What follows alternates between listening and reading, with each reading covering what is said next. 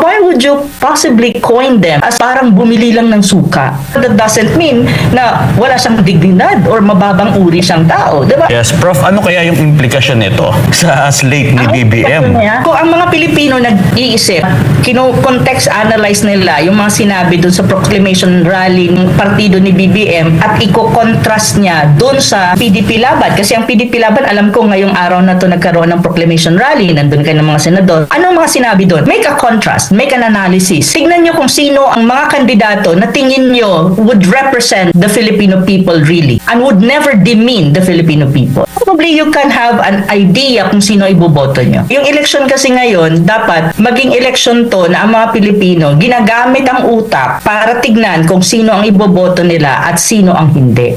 Ginagamit din ang utak dapat ng mga Pilipino tignan kung paano dinadala ang diskurso ng mga importanteng issue na kinaharap ng bayan.